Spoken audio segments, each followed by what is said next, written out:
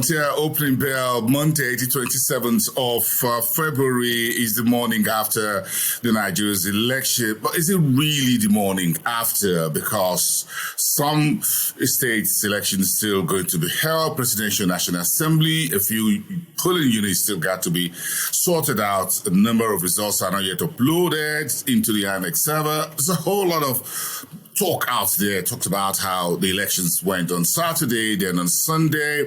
We haven't heard the last of the election. So keep that in mind. Everyone across the world and home in Nigeria reporting Nigeria's major transitional elections. Four main front runners trying to grab the seat of the CEO of Nigeria Incorporated. That's the main contention, as it were, for millions of Nigerians who went to the polls over the weekend. So, but the stock market finished Friday better by 0.5%. Rough in the week was about 2.13%. One of the strongest pre-election market rallies since the June 12, 1993 general elections. In Cote d'Ivoire, the market went up almost the same margin with Nigeria. The BRVM composed it back above the 205 reading by a few notches. The Egyptian market started the week on Sunday, 1.23%. That was a big jump for the EGX, 17,213. The Nairobi market softened by less than 1/10, slightly on Friday. And a whipping week. Well, towards the end of the week for the GSE, the biggest securities exchange on the continent, because of its correlation with the emerging markets. Then they've got the Financial Action Task Force against Nigeria and South Africa on Friday. Then, of course, we've got the Eskom rolling blackout stage 5 offloading, load shedding session that happened over the weekend. So all of that contributed to some of the negative sentiments around the South African markets. And again, you're looking at 76,000 down the bottom of the table there, 76,937. We've seen 80,000, but the GSS lost that, went down to 79, 78, 77. They were cruising around 76, just at the tail end of that. But we'll see what today brings on when the market fully reopens. So that's a bit of a summary of where the markets were on Friday and to start Sunday in some jurisdictions such as Cairo. But this is how East Africa looks like. And I saw pictures of U.S. First Lady Mrs. Jill Biden around the Maasai region in Kenya over the weekend. Quite very nice pictures. The first American First Lady was on the ground to promote America's relationship with Africa, but choosing East Africa. She went to Namibia first in Southern Africa for a couple of days, about 2 days. Then she finished off in Kenya, and then all that was all over the news, as it were. But that's part of the whole American diplomacy, sending the First Lady on to put boots on the ground on the African continent. Airtel Africa, Kenya is looking for investors to sell 30% of its shares. The deadline to do that will be 2024, so it's trying to get that done this year. Standard Chartered of UK is investing about 413 million shillings in Kenyan e-commerce units, while President William Ruto has scrapped all taxes on cooking gas as he commissioned one of the biggest gas plant in East Africa and on the African continent. It was owned by a Tanzanian businessman, billionaire businessman, and I just love that economic cooperation and trade between folks in East Africa. And finally, in East Africa, China is restructuring its debts with Ethiopia using alternative means. And it's going to be a little bit of a very different type of approach. So instead of paying back in loans, Ethiopia will allow more Chinese contractors and contracts to take place in the country. And again, a bit of opening up China's market for more Ethiopian exports instead of taking them to the West and other parts of the world.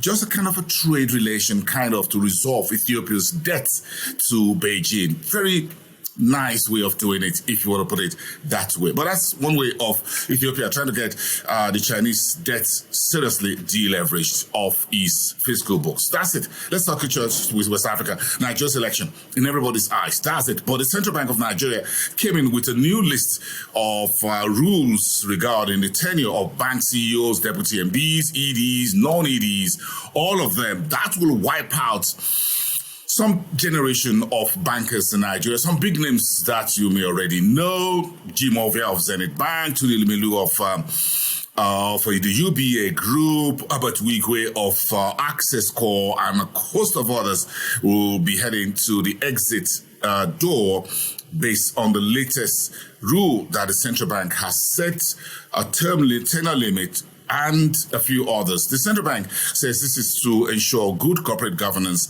in the banking sector, and that those rules start with immediate effect Friday, the 24th of February. And the EFTF gives Nigeria a 9-to-do list of items on Friday, which shows the Nigerians yet to get off the grey list of the Financial Action Task Force. In Nigeria, stocks and OTC market went up very strongly last week on the back of optimism that the elections will be free and fair, and that could be a new paradigm shift as far as political leadership in Nigeria is concerned. That remains to be seen. Whether the market was wrong, perhaps right. We'll see what the markets look like today, the morning after. Ghana Banks is looking at about 50% haircut of their net present value because of the debt swap that was conducted by the Ministry of Finance on behalf of the government recently. So that takes you straight to South Africa. In Southern Africa, by the way, South Africa, yes, the rolling load shedding by Eskom is there, and the existing CEO, the Reuters, was thrown out on Thursday. A new CEO was brought in on Friday, but the problems of the power utility giant remain still on table, even with the 250 billion rand debts rejigging that the Ramaphosa's administration as a lifeline is giving the energy company. And the FATF story was there. The SA Treasury says there was nothing to worry about as far as this illicit financial watchdog report was concerned. It came out very quick and sharp and said there's nothing to worry about, trying to keep investor sentiment positive as far as South Africa is concerned for its financial markets and, of course, foreign direct investment. The GSE, the South African Stock Exchange, says it has diesel for its generators for at least 7 days, despite the rolling blackouts via Eskom. Zimbabwe has restructured about $3.5 billion that it owed white farmers. Now it's going to be paid in 10 years instead of its previous 20 years. And Zimbabwe says it will no longer swap new land for this payment. It will likely issue bonds and find a way to pay off the white farmers whose lands were seized under the former late President Robert Mugabe. And Old Mutual, one of the biggest financial services companies, not just in South Africa, but across the Africas, is looking at a double-digit headline earnings per share growth of about 195.7 cents for its full year 2022. And Zambia's tourism agency will be showcasing what the country has to offer in terms of tourism at the 17th edition of the Meetings Africa Summit, which is starting tomorrow, the 27th of February until the 1st of March, and that will be in Johannesburg. All right, so touch the North African market space for the latest economy, investment, and finance market. The FATF got a clean bill from Morocco. Got a clean bill from the FATF on Friday, while Nigeria and South Africa was slammed. Morocco was exited from anti-money laundering grey list, and that's congratulations to all the efforts that Morocco has been making in North Africa. And access to Spain's regasification facilities to cost Morocco about 2 million euros every year. And in earnings news, Bank Central Popular is reporting a consolidated net income that's on the Casablanca Stock Exchange, 30% upside for its 2021-22 year period. And Tunisia reporting a balance of payments deficit of about 541 dinars for the full year 2022, part of economic data from 2022 just coming into play early in the new year. And those are your business, investment, markets, and finance news and markets to start your brand new week on Frontier Opening Bell. Have a great day, everyone. Enjoy the rest of your week, and I'll see you again tomorrow.